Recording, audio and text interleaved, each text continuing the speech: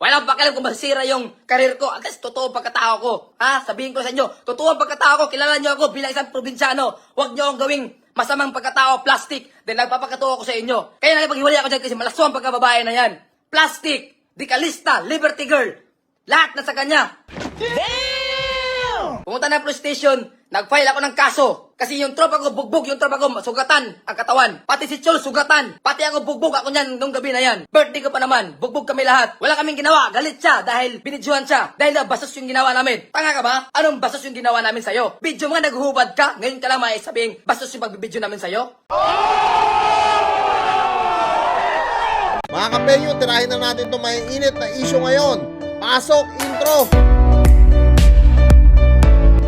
Heyo, what's up sa inyo mga kapenyo? At today, meron na naman tayo napakainit na reaction video. Eto na nga, no? Eto na yung aking sinasabi sa inyo lahat na kung saan mga kapenyo, Boy Tapang, nag-live na nga kani-kanina lamang. At dito, talagang sinabi niya na pa-victim nga daw etong si Cherry White. At ang kinakagalit ni Boy Tapang dito, yung kaninang reaction video ko na kung saan na nag-post nga etong si Miss Cherry about nga doon sa pag-uusap nga nila neto ni Boy Tapang. At doon nga raw sa ipapatulpo siya ni Boy Tapang. At dito mga kapenyo, nag-live na, no? Hindi na nakatiis etong si Boy Tapang at talagang gigil na gigil dito. At tara mga kapenyo, wag na natin patagalin. Wala nang intro-intro to. Panoorin natin. Ready na yung mga marites dyan. Let's go!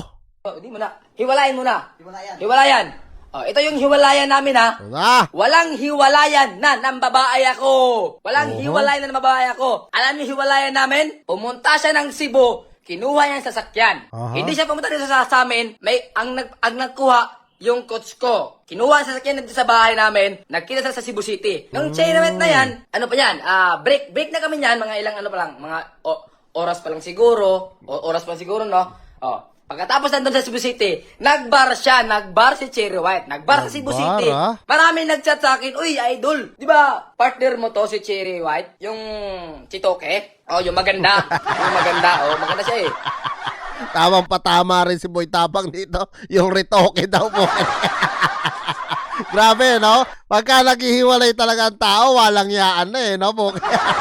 Wala lang respeto no? Self-proclaim. Maganda sa self-proclaim. Sabi niya, sabi ng mga followers, Boy Tapang, andito yung jowa mo, ba't di ka kasama, ba't ibang kasama? Sabi ko, send ka na picture, may mga kasama siya mga lalaki. So yung time na yun, kasama niya lalaki, sabi ko, send ng screenshot kung sino yung kasama mo ngayon. Sabi niya, ba't ako magsisend sa'yo? Para saan? Tapos na yun, after ng bar nila, kasi yung nistiyan niya sa hotel, alam ko yung hotel na yun. May nagsabi sa akin na, sabi niya sa hotel, may kasama si Cherry White na lalaki.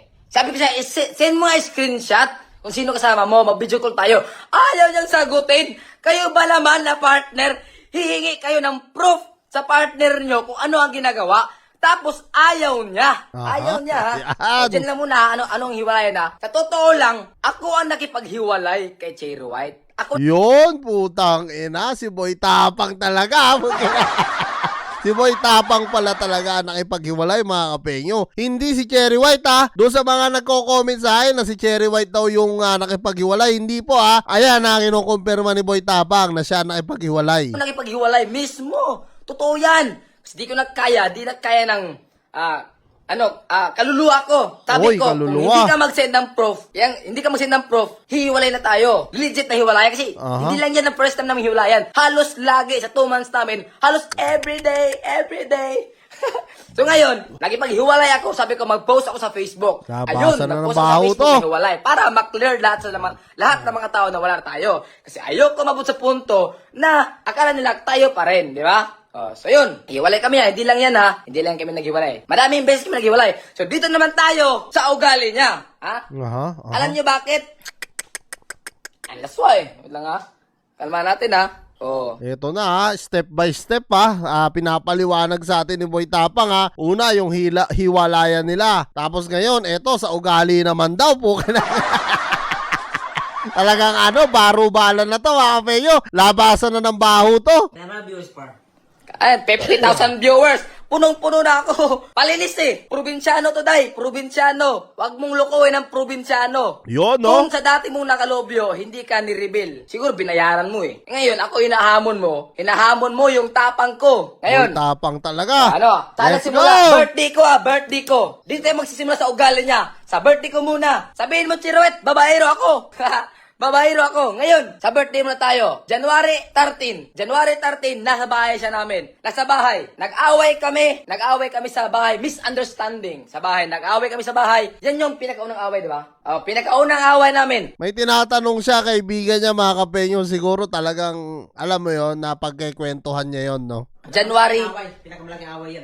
Pinakamalaking Ayun, away. oo. Hindi pala yung una. So, pinakamalaki away namin, January 13, January 11. January 11 ng Madalas na pala sila ng mag-away. hapon, ang unang pinakamalaki away namin. January 12, birthday ko. Kaya ilalabas ko lahat eh. Punong-puno na ako. Puno na yung respeto ko. Ubos na respeto Ayun, ko. no? Ang respeto ay para sa tao lamang, hindi sa hayop. Tandaan nyo, ang respeto ay para sa tao lamang, hindi sa Grabe hayop. naman yun. So ngayon, Grabe naman yun. Parang sinabi niya na hayop talaga. Ito si Cherry White.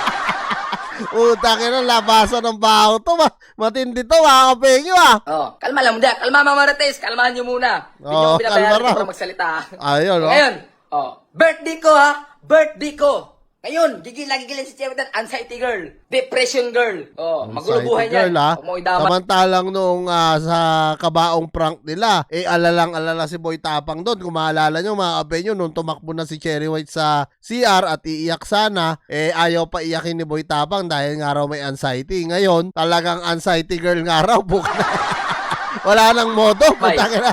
magulo buhay mo dati nung pumasok ako nagpakalma sa'yo. Aha. Ngayon, guguluhin ko ulit.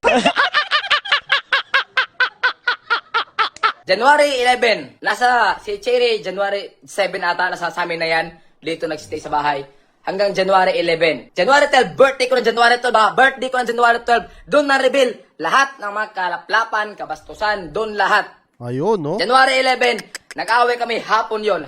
January 11, hapon yon. Nag-away kami, misunderstanding, umalis siya sa bahay, pumunta ng resort. Umalis siya sa bahay, pumunta ng resort. Anong ginawa niya? Pinabayaan ko. Kasi yung resort na yon, mamayang gabi niyan, darating ang mga tropa niya na mga straight na lalaki na panay parinig. Darating yung mga tropa niya, pumunta siya sa resort, hinayaan ko kasi okay lang kasi doon naman mag-stay yung mga tropa niya. Hanggang naging gabi, hanggang dumating yung gabi, hanggang dumating yung gabi, naging birthday ko na. January 12, birthday ko na nung gabi na yon. Sinalubong ko yung birthday ng puno ng gulo. Pagdating ng January 12 ng gabi, at pinuntahan ko sa resort, Chucks, di ko na kaya, na-miss ko yung tao eh. Pinuntahan ko, papaway ko siya sa bahay. Eto malala. Miss pa daw niya, Kalma mo lang. Pagpunta ko sa resort, tinanong ko yung guard. Sabi ng guard, andun si Cherry doon, nakapanty at bra. Maraming kasamang mga lalaki. Tama ba yun, girls? Tama ba yung ginagawa nyo? Nag-away lang kayo ng partner nyo. Makipag-banding agad kayo sa mga lalaki. Isa na isa. Yan Tama ba yun? Ikaw mag-away ka tayo sa mga partner. Oo nga naman mga kapenyo, no? May punto naman doon sa kabilang banda si Boy Tapang na kung saan kakaaway nyo nga lang, no? At talagang lumabas ka agad ito si Cherry White na nakapanty at bra. Pero kasi party kasi mga kapenyo pero kung nagmo-model lang sana, alam naman natin na talagang ganun talaga ang trabaho ni Cherry White. Pero yun nga raw, no? Sinasabi ni Boy Tapang dito, nakipag-party, no? Na kung saan ikakaselos talaga ni Boy Tapang yun. Partner natin, kunting chat lang, kunting like sa picture. Masisilos na tayo. Anong ginawa niya sa akin? Nag-away kami sa bahay, pumunta ng resort, nagbabanding sa mga lalaki, at nakakaya pa, nakapanty at bra lang. Oo, ayun nga. Nagiinuman. Pinuntahan ko siya doon. Sabi ko, bakit ka dito? Labas ka. Lumabas siya sa resort. Binidyohan ng tropa ko. Sabi ko, kasi yung video na yon, panakot ko lang sana. Panakot sa kanya. Bidyohan mo. Ito ba yung Cherry White nyo? Na nag-away lang kayo? Hanap agad ng mga lalaki? Tama ba yon? Imbes na maging okay, lalaki na takbuhan. Sana isa. Okay. So ngayon, Sanay sa oo daw. Okay lang. pinalabas ko siya. Eto kasi hirap sa'yo, Boy Tapang. Alam mo naman kasi rin, no, yung pinasok mo. At alam mo naman, una pa lang, na si Cherry White talaga, iniwanan din si Pacboy. Di ba, hindi naman nagkulang ng mensahe sa'yo si Maagago at sinabihan ka ng ilang beses na, Boy Tapang, gisingin mo ang iyong diwa at ang iyong mga mata dahil bandang huli, magsisisi ka. At ito na nga, nangyayari na ngayon sa'yo, Ronnie. No? Na kung saan, yan. Wala tayong magagawa. Matigas ang ulo kasi ni Boy Tapang at hindi na talaga siya marunong makinig kahit kanino. Galit siya dahil binidjuan ko. Binidjuan ng tropa ko. Ang ginawa niya, hinabol niya ako, binugbog niya ako, binato ng bato. Yung tropa ko, si Charles Duguan. Si Charles Duguan, hawak namin ang video ngayon. Yan, ilalabas ko yan after ng live na Oy, to. Punong-puno na ako. taragis, Walang pakialam kung masisira magkakatulpuan yung karir ko. At least, totoo ang pagkatao ko. Walang pakialam kung masisira ang karir ko. Totoo ang pagkatao ko. Ha? Sabihin ko sa inyo, totoo ang pagkatao ko. Kilala niyo ako bilang isang probinsyano. Huwag niyo akong gawing masamang pagkatao, plastic. Then nagpapakatao ako sa inyo. Kaya nakipaghiwalay ako dyan kasi malaso ang pagkababae na yan. Plastic! Dikalista, Liberty Girl, lahat na sa kanya. Ayun, no, putang ina, grabe yung mga salita ni Boy Tapang dito. Talagang anong araw, no, walang respeto sa sarili, sa madaling salita. Etong si Cherry White, no, na kung saan talagang nasaktan siya ng husto talaga Yan, huwag dito. yung sabihin sa akin, ako yung masama. Punong-puno na ako. Punong-puno na ako sa babae na yan, kaplastikan na yan. Palibhasa, pati ugali, nakaretoke na rin. Ha? Nakaretoke. So ngayon, Okay na, puro retoke pala to, ha. away, gulo. Dumating sa police station kami niyan. May police talaga dumating. Pati sa pulis. May video ako. Grabe. Pumunta kami ng police station. Nag-file ako ng kaso. Kasi yung tropa ko bugbog, yung tropa ko sugatan ang katawan. Pati si Chol sugatan. Pati ako bugbog ako niyan nung gabi na yan. Birthday ko pa naman. Bugbog kami lahat. Wala kaming ginawa. Galit siya dahil binidyohan siya. Dahil na bastos yung ginawa namin. Tanga ka ba? Anong bastos yung ginawa namin sa'yo? Video mga naghuhubad ka? Ngayon ka lang sabing bastos yung pagbibidyo namin sa'yo? Nagbibidyo ka nga sa mga tao, milyon-milyon views mo, nagahubad ka? Ngayon masabing bastos kami? Ha? Punong-puno na ako. Punong-puno na ako kay Cherry nyo. Punong-puno na ako. Yan, no, putang ina, talagang labasan ng baho na to. Mga kapeyo po, kaya tuwan-tuwa na naman mga marites dito.